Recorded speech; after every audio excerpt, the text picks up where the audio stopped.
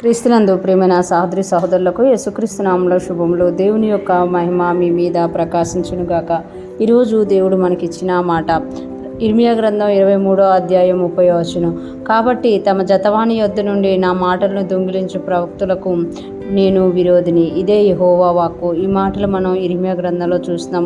ఇర్మియాని దేవుడు తల్లి గర్భంలో ఉన్నప్పుడే ఏర్పరచుకొని బాల్యంలో ఉండగానే తనను ప్రవక్తగా పిలుచుకున్నట్టుగా మనం ఇర్మియా గ్రంథం 1వ అధ్యాయంలో చూస్తాము. ఇర్మియా విలపించే ప్రవక్తగా ఉన్నట్టు కూడా మనము ఇర్మియా గ్రంథంలో చూడగలమట.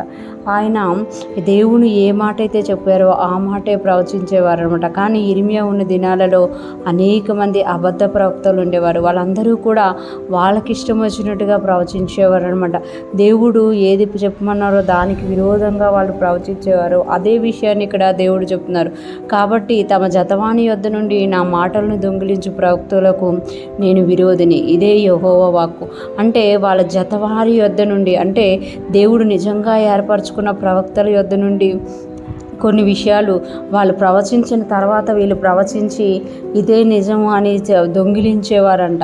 అంటే దేవుని యొద్ద నుండి పొందుకోవలసి ఉన్న ప్రవక్తలు దేవుని యొద్ద నుండి పొందుకోకుండా జతవాని యొద్ద నుండి పొందుకుని వాటిని వీరు ప్రవచించేవారు. కనుక వాళ్ళకి నేను విరోధిని అని ఇక్కడ దేవుడు తెలియజేస్తున్నారు. దేవుడు ఎప్పుడు కూడా కాపీ చేసేవారుగా ఉండకుండా దేవుని యొద్ద నుండి విని దాన్ని కరెక్ట్గా చెప్పేవారిని కోరుకుంటాడనమాట. ఈరోజు ఫ్రెష్ మన్నా వింటున్న ప్రతి ఒక్కరూ జ్ఞాపకం చేసుకోవాలి. దేవుని మాటల్ని మనము దేవుని యొద్ద వింటే ఆశీర్వాదకరంగా ఉంటాయి. కానీ మనము పక్కోళ్ళ దగ్గర ఆ మాటలు దొంగిలించితే అవి వ్యర్థమైపోతాయి. మన ఎదురుగా ఉన్న మనుషులకు తెలియకపోవచ్చు, కానీ దేవుడు సమస్తాన్ని కూడా చూస్తున్నామట. ఆయన నోట నుండి వచ్చిన మాట కాదా అని అది ఆయన గుర్తించి ఇక్కడ ఇర్మియా ప్రవక్తతో ఎలాగైతే చెప్తున్నారో ఇక్కడ ఉన్న వారందరూ కూడా జతవాని యొద్ద నుండి దేవుని నుండి మాటలు దొంగిలిస్తున్నారు. కనుక వాళ్ళకి నేను విరోధిని అని తెలియజేస్తున్నట్టే, ఎవరైతే ఈ లోకంలో దేవుని యొద్ద నుండి మాటను పొందుకోకుండా పక్క వాళ్ళ దగ్గర నుండి మాటను దొంగిలించాలని చూస్తారో వాళ్ళందరికీ కూడా దేవుడు విరోధిగా ఉన్నారు అని ఈరోజు తెలియజేస్తున్నారు. ఈరోజు ఫ్రెష్ మన్నా వింటున్న ప్రతి ఒక్కరం కూడా దేవుడు మనకి ఏం తెలియజేస్తున్నారు, మనము దేవుని యొద్ద నుండి ఏది పొందుకుంటున్నామో అదే మనం బయలుపరిచేవారిగా ఉన్నప్పుడు యథార్థవంతులుగా ఉంటాము. దేవుని దృష్టిలో నీతిమంతులుగా ఉండి వర్ధిల్లుతాము. కానీ పక్కవారి దగ్గర తీసుకొని పక్కవారికి చెప్పినప్పుడు అది వ్యర్థమైపోతుంది.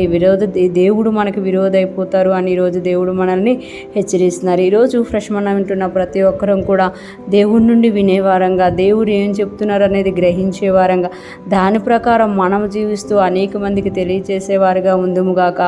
అనేక మందికి మనము ఆశీర్వాదకరంగాను దేవునికి మహిమకరంగాను జీవిస్తూ ముందుకు సాగిపోదుముగాక.